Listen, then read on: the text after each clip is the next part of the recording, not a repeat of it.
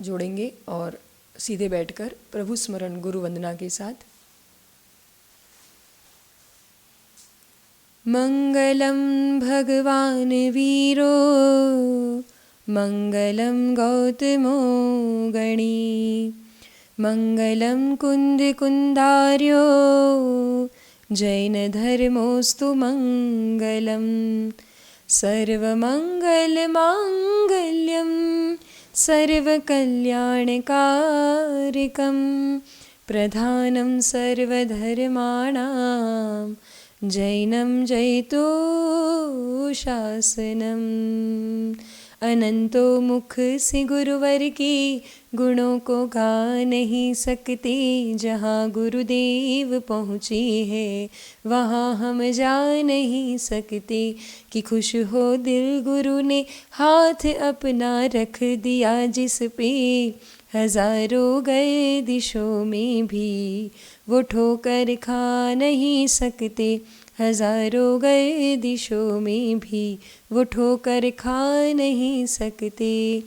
देवादिदेव 1008 श्री पार्श्वनाथ भगवान की, श्री 24 तीर्थंकर भगवान की जय। परम पूज्य मुनिकुंजर ज्येष्ठ आचार्य श्री आदि सागर आचार्य महावीर कीर्ति जी आचार्य विमल सागर जी महाराज की, युग श्रेष्ठ तपस्वी सम्राट आचार्य भगवान श्री सन्मति सागर जी महाराज की, परम पूज्य चतुर्थ पट्टाधीश चर्या चक्रवर्ती मम दिव्य शक्ति गुरु श्रेष्ठ आचार्य भगवान श्री सुनील सागर जी गुरुदेव की जय। परम पूज्य आरिका माशी सुदृढ़मती माता जी की जय।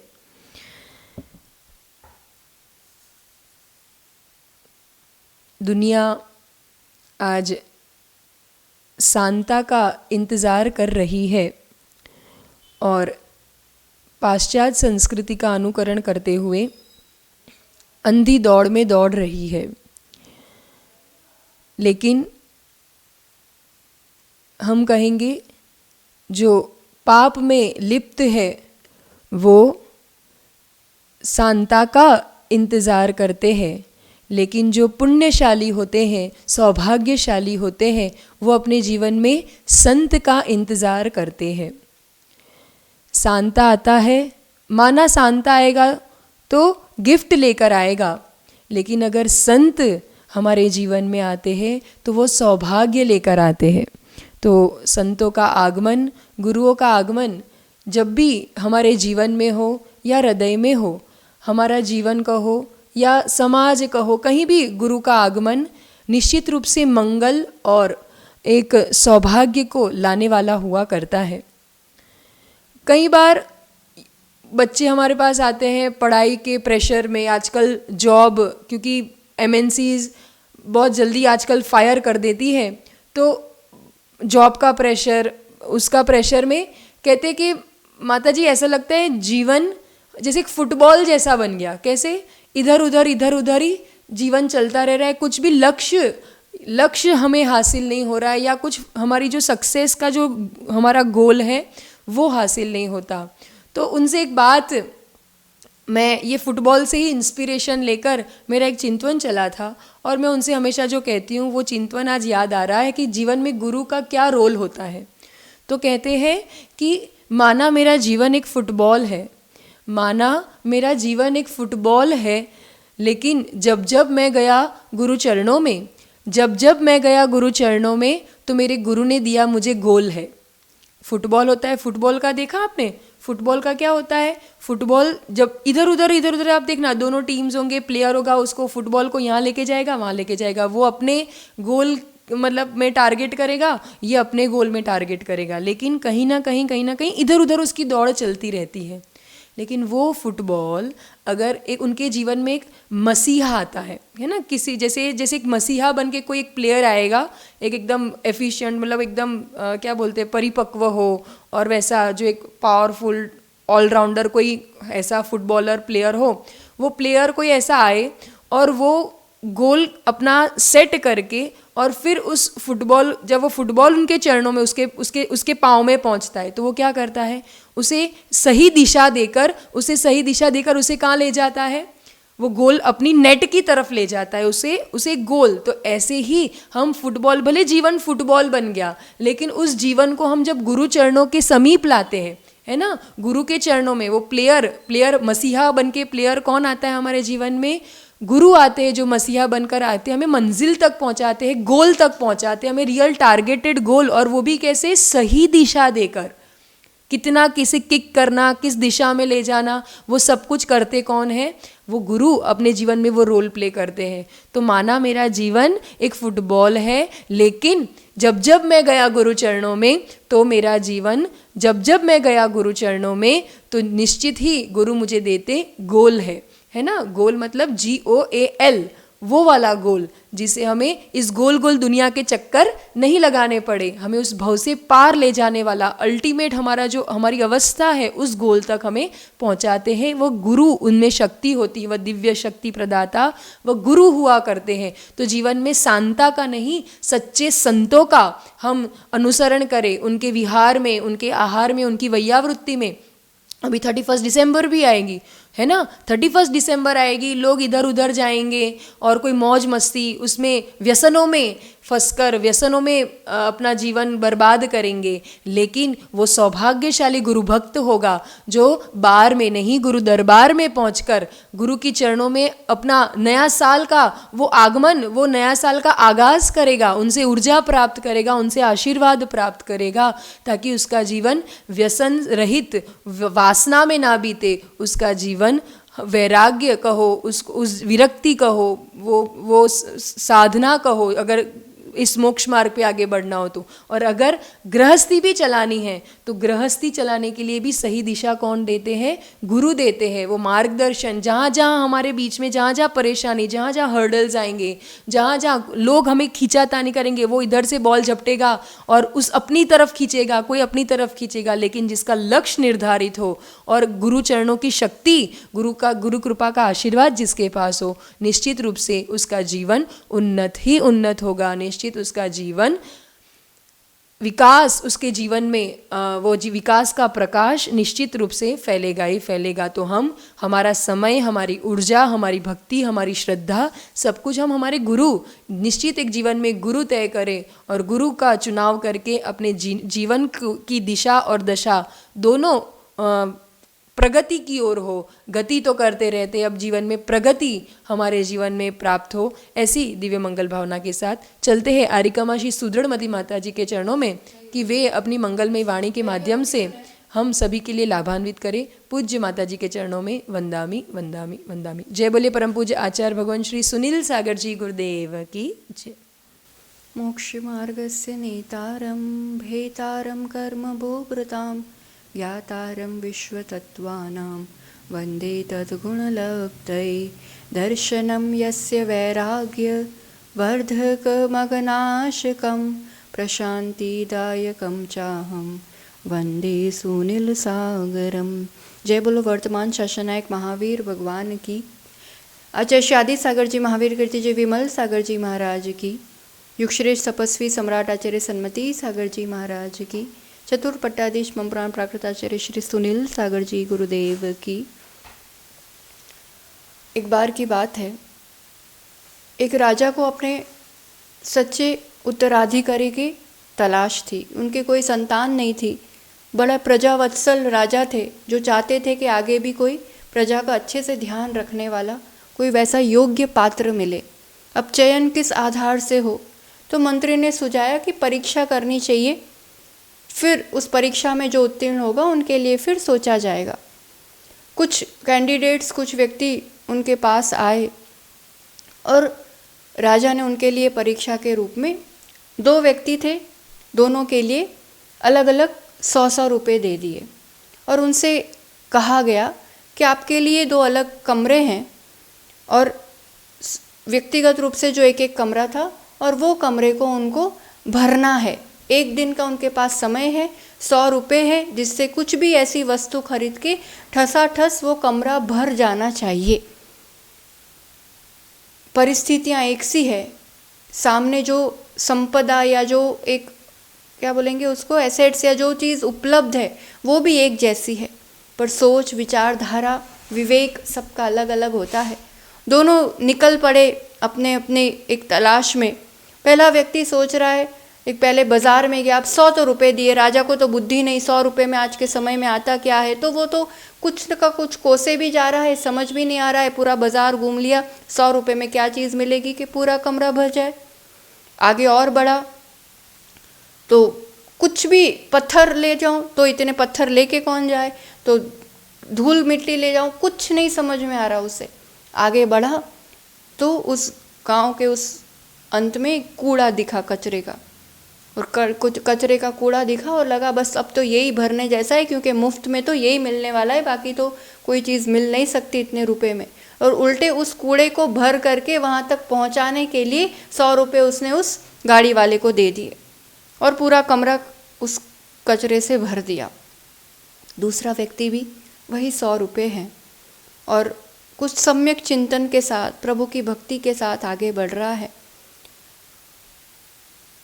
उसकी नज़र एक मंदिर पर पड़ी और मंदिर में दीपक जल रहे थे, फूल चढ़े हुए थे, और एकदम से उसको एक बहुत बढ़िया विचार आया और उसने उस 100 रुपये से बाज़ार में से कुछ दीपक खरीद लिए, कुछ फूल खरीद लिए और पहुंच गया और उस कमरे में सब तरफ थोड़े से दीपक और थोड़े से फूल बिखेर दिए।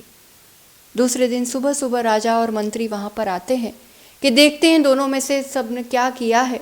पहले कमरे की ओर जाते हैं तो कमरे में घुसना ही बहुत मुश्किल हो गया था, क्योंकि वहाँ तो इतनी बदबू मार रही थी। कमरा भर तो दिया था पर किन चीज़ों से भरा था। और दूसरे में जैसे ही दरवाज़ा खुला, पूरे कमरे में एक एक अणु में, एक एक कण में प्रकाश फैला हुआ है। रखने के तो एक ही या 2 दीपक रखे हुए हैं, सुगंध है फूलों की, वो सुगंध, वो प्रकाश पूरे में फैला हुआ है। और कहने की ज़रूरत नहीं है कि आगे उस राज्य के उत्तराधिकारी के रूप में किसका चयन हुआ होगा।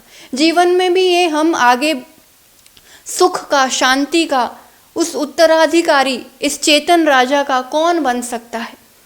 इसके लिए एक बहुत सुंदर, ये एक प्रेरक घटना है जो हमें संदेश दे रही है। ये मनुष्य पर्याय मिली है, भले पंचम काल में जन्म है, तो सिर्फ कोसते रहने से कि सहनन तो है नहीं, इसमें कोई मौके तो है नहीं, कोई अवसर तो है नहीं, कैसे तो हम सुखी हो पाएंगे, कैसे तो मोक्ष जा पाएंगे, कैसे तो कल्याण कर पाएंगे, उतना करने से और उस वो धर्म ध्यान या कुछ अच्छा नहीं करने के चक्कर में और व्यसनों में फंस करके और उस ऐसे बुरी आदतों में फंस करके कि ये तो नहीं कर पा रहे, और कूड़े कचरे से ये मनुष्य पर्याय, ये बहुमूल्य समय अगर अपन इसमें गवा देंगे तो आगे कुछ भी मिलने वाला नहीं है। बहुत सौभाग्यशाली होते हैं जो इसी तरह का, इसी काल में शरीर मिला है, थोड़ी सी बुद्धि मिली है, थोड़ी सी ही शक्ति मिली है और थोड़ा सा ही समय मिला है, पर उसका सही विवेक पूर्वक उपयोग करते हैं तो जीवन में ज्ञान का प्रकाश आ सकता है, सम्यक ज्ञान का, और चारित्र की सुवास ऐसी आ सकती है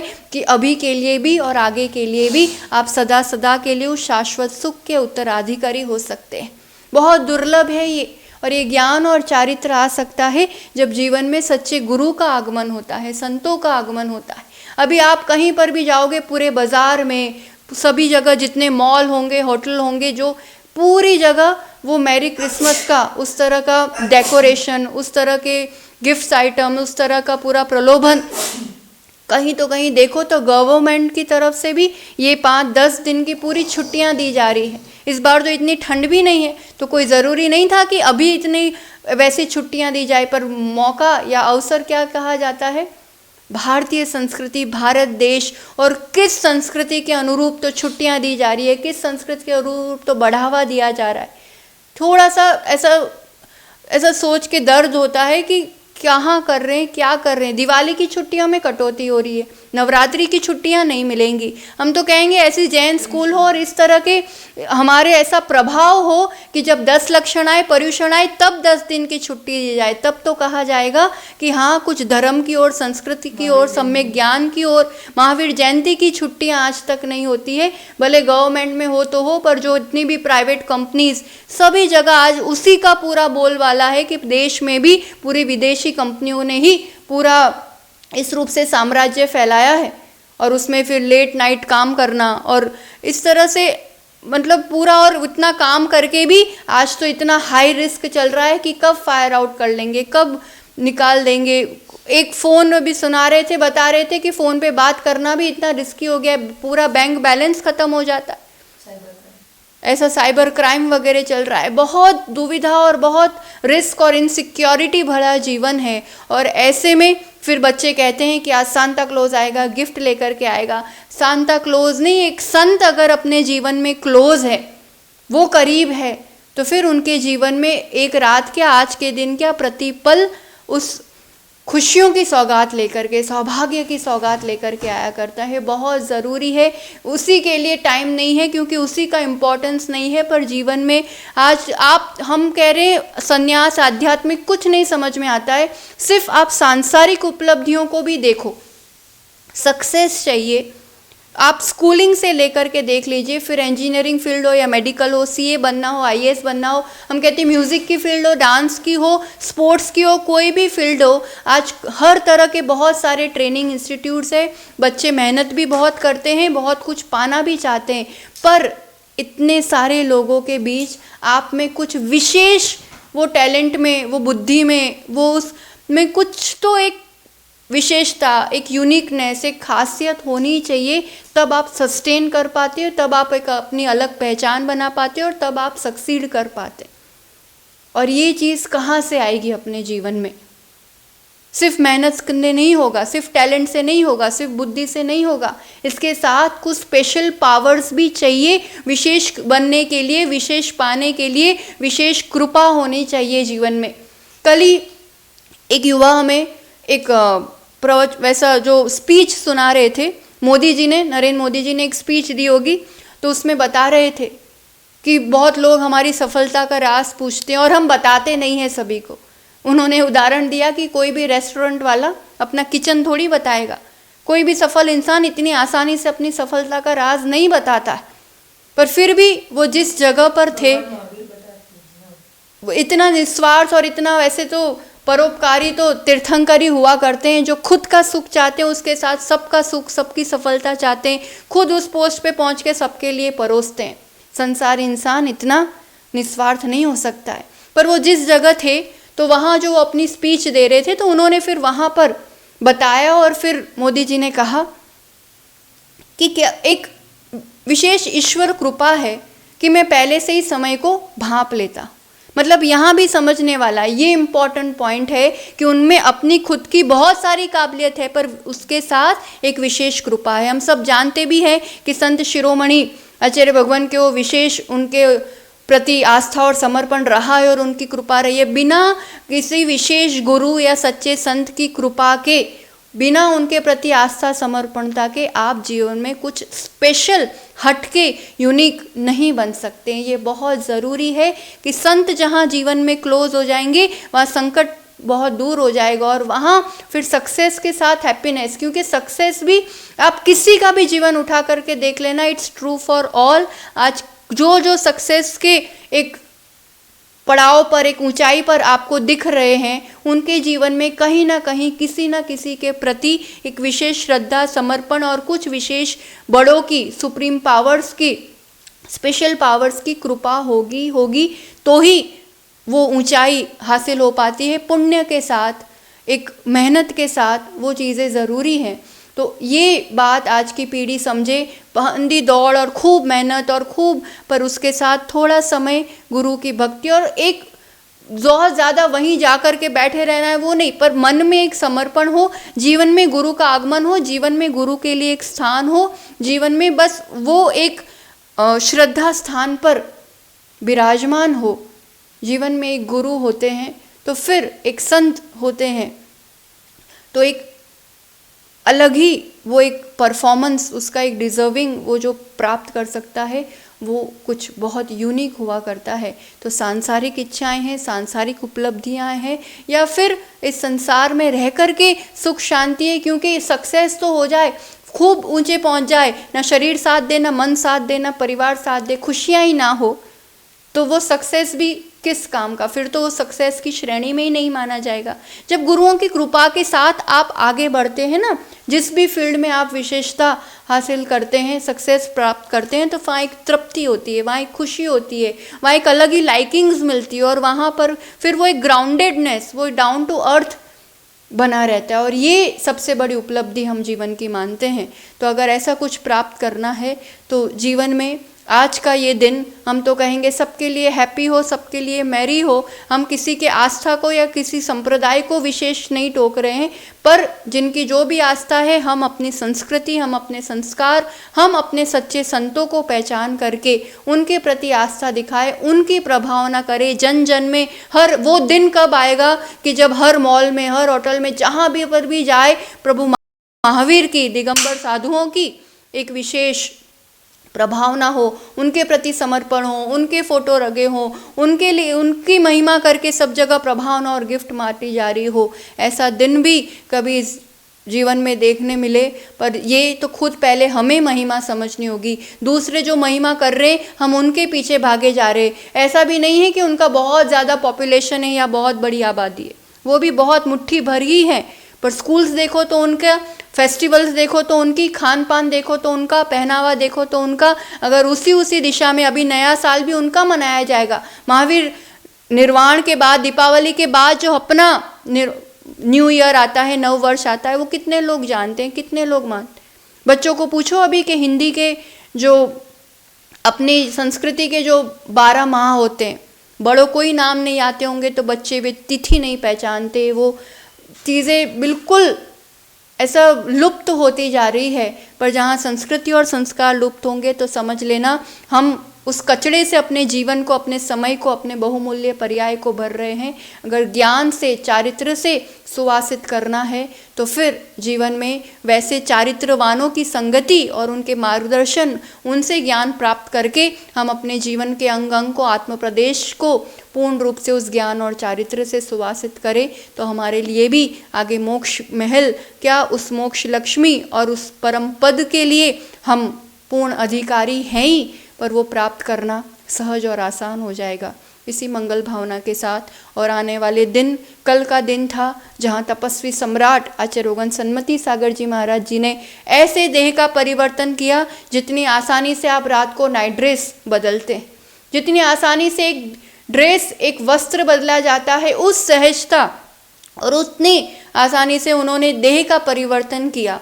और आने वाला कल का दिन जहाँ उस पट परंपरा पर एक सुयोग्य शिष्य, भले वो उम्र से कम थे, वो कद से कम हो सकते थे, पर योग्यता इतनी बड़ी थी कि उनको इतनी बड़ी बड़ी जिम्मेदारियां दे करके उस बड़े से पद पर छोटी सी उम्र में आसीन करके आज सफल उत्तराधिकारी के रूप में, चतुर पट्टाधीश के रूप में आचार्य रोगन सुनील सागर जी गुरुदेव, तो कल हम सभी उनका गुणानुवाद करते हुए वो पट्टाचार्य पदावरण दिवस मनाएंगे। गुरु का स्मरण हमारे लिए जीवन में आत्मोन्नति का सशक्त निमित्त बने। इसी मंगल भावना के साथ जय बोलो आचार्य रोगन सुनील सागर जी गुरुदेव की।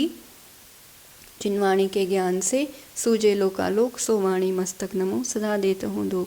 हे जिनवाणी भारती तो हे जपू दिन रैन, जो तेरी शरणा कहे सो पावे सुख चैन। 9 बार नमो।